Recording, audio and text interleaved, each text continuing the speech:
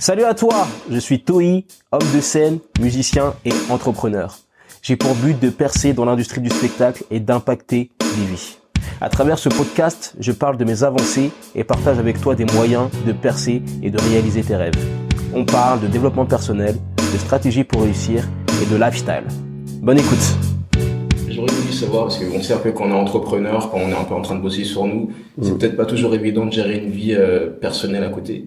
Moi, je pense que c'est comment est-ce que tu penses que, quel est ton avis sur ça et comment est-ce qu'on peut composer avec ça? En fait, moi, je pense que c'est plutôt sain, en fait, d'avoir une vie, en fait, plus tu vas avoir besoin d'être concentré dans quelque chose. Moi, c'est un truc que j'ai remarqué déjà il y a quelques années chez mes amis. Plus ils étaient focus sur un truc, je pense à des amis qui ont un business qui est très prenant. Ils n'ont pas monté leur business, mais ils sont dans un univers de la finance notamment, où c'est très prenant. Il y a beaucoup d'heures, beaucoup de stress. Et ben, j'ai remarqué que justement ces gens-là avaient besoin d'un équilibre à côté, d'un contrepoids, et que ils pouvaient pas enfin, tu vois, t'as besoin de rentrer chez toi, t'as besoin d'avoir de l'affection, t'as besoin de pouvoir échanger avec quelqu'un d'autre, parler d'autres choses. Et j'ai remarqué que ces mecs-là se sont mis très vite en relation, et ça les a vraiment aidés, en fait. Donc je pense que c'est plutôt une chose intéressante qui t'apporte, en fait. C'est pas quelque chose qui va te plomber. Et ta question, c'était quoi, pardon? C'était comment gérer? Comment gérer? Enfin, est-ce que tu penses que, mais bon, c'est gérable, mais comment gérer? La difficulté, je pense que tu vois, la difficulté d'un entrepreneur, quelqu'un qui monte sa boîte, c'est que sa boîte c'est son bébé. Il va y penser tout le temps. Il va sentir, il va sentir qu'il va avoir besoin d'en faire beaucoup plus. Il va avoir envie de faire un nombre d'heures pas possible. Il va se sentir coupable quand il est pas en train de travailler, et du coup la difficulté, je pense qu'elle est dans le fait d'apprendre à débrancher.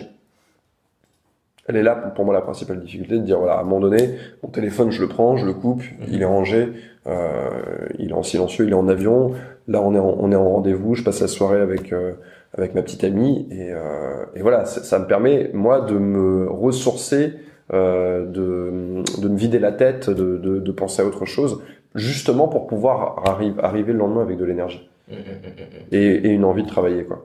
Ok, donc, il faut juste débrancher, en fait, et donner une place à chaque chose. Il faut donner une place à chaque chose, et il faut bien quantifier, en fait. Les gens aiment pas faire ça, ils aiment bien faire. En fait, ça, c'est un truc que j'ai remarqué, notamment au sujet des relations amoureuses, beaucoup moins au sujet du business, mais en fait, c'est un truc, les deux sujets se rejoignent sur ce plan-là, c'est qu'en fait, c'est important de quantifier, et d'observer, en fait, exactement ce qui se passe.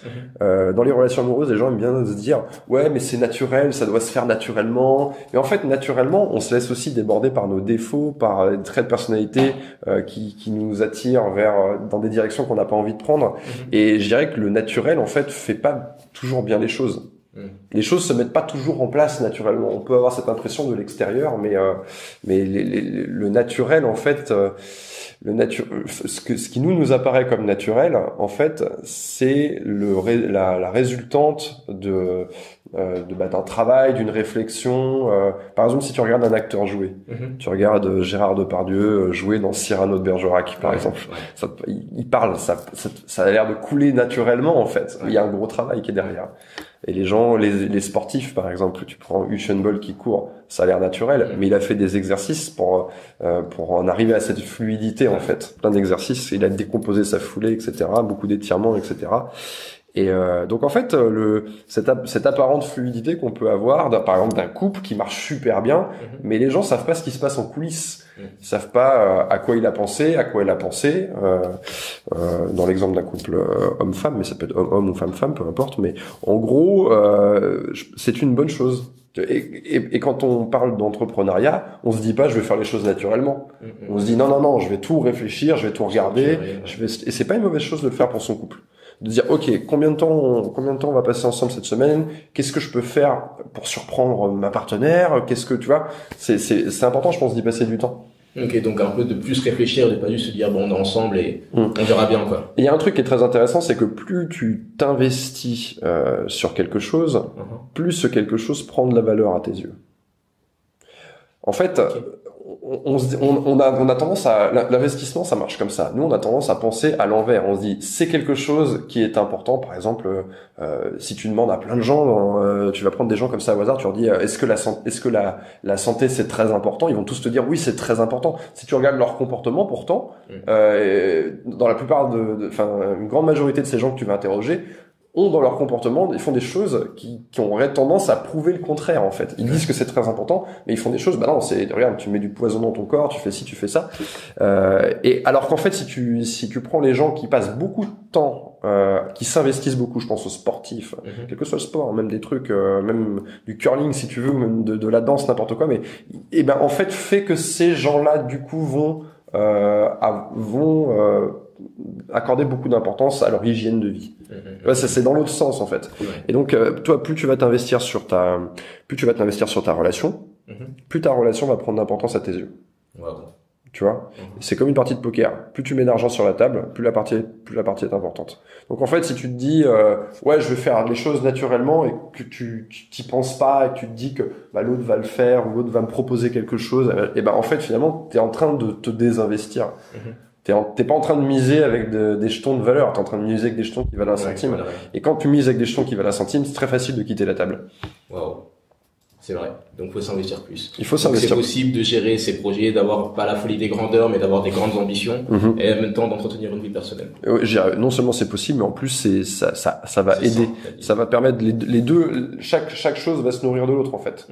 Et, un conseil qu'on peut donner comme ça aux gens qui sont entrepreneurs et qui sont en relation, c'est de toujours faire en sorte d'impliquer, ça peut être une erreur qui va être faite aussi, ça de pas impliquer son partenaire ou sa partenaire dans ses projets entrepreneuriaux. On dit entrepreneuriaux au pluriel. Ouais, je pense que c'est ça.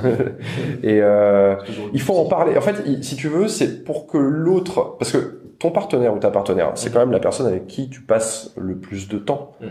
Donc c'est la personne qui a le plus d'influence sur toi. C'est beaucoup plus. C'est la personne en fait elle peut vraiment changer ta vie. Pour le mieux comme pour le pire. Donc en fait, il faut s'assurer que ton partenaire ou ta partenaire ait envie de ramer dans la même direction que toi. Parce que si dans un couple, il y en a un qui part à gauche et l'autre ne le sait pas, il continue tout droit, ou alors l'autre a envie de partir à droite, à un moment donné, ça va se déchirer, tu vois. Ouais. Et si le couple est pas solide, tu vois, c'est comme un jean Zara, tu tires sur les deux jambes, mais l'entrejambe, elle saute, quoi. Et qu'est-ce qui te fait ça? Il a retenu se trouve? Non, je sais pas. C'est peut-être pas de la mauvaise qualité, j'en sais rien. Je vais rarement chez Zara. Ouais. Mais ouais, donc en fait, il faut faire en sorte que l'autre soit sur le même bateau que toi. Donc il faut échanger un maximum avec la personne. Pourquoi je fais ça? Dans quel but? À quoi ça va nous servir à nous après?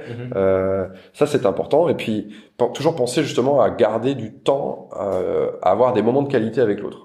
Moi, je dis que, et ça, c'est un conseil que je donne dans mon livre, Comment mettre un homme dans votre poche. Mais ce livre, il est à destination des femmes, mais il peut être tout à fait être lu par les hommes. On va dire, c'est pas moi qui l'ai trouvé, c'est une amie, mais ouais, c'est un très bon titre, je trouve. Et je l'ai proposé à Hachette et au début, ils m'ont dit, on va faire un brainstorming, puis finalement, ils ont gardé celui-là. Et un conseil donc que je donne dans ce livre, c'est de, quoi qu'il arrive, quand tu sors avec une personne, que ça fasse 1 mois, 6 mois, 2 ans, 3 ans, que vous soyez ensemble et tout, tu fais un rendez-vous par semaine. Quand je dis un rendez-vous par semaine, c'est un vrai rendez-vous, comme tu fais au début, tu vois, une vraie soirée, en fait. Où tu vas sortir, faire quelque chose. C'est le minimum syndical pour travailler ton couple. Et cette habitude-là, plein de gens l'arrêtent assez rapidement, en réalité. Tu regardes des gens qui sortent ensemble, ils vont faire ça au début pour séduire la personne, puis au bout de 3-4 mois, ils font plus un rendez-vous par semaine. À 2, je parle juste à 2, tu vois. Un vrai rendez-vous, un vrai Je parle pas de, il y a une soirée, je dis à ma meuf de venir, ou un truc comme ça, où on se greffe à quelque chose. Vraiment, où je veux être avec cette personne et je vais passer un moment de qualité avec cette personne. Merci pour ton écoute. J'espère que ce podcast t'a plu. S'il t'a aidé ou inspiré, je t'invite à me laisser une évaluation positive, de préférence, sur ta plateforme d'écoute préférée. À très vite et fais ce que tu as à faire.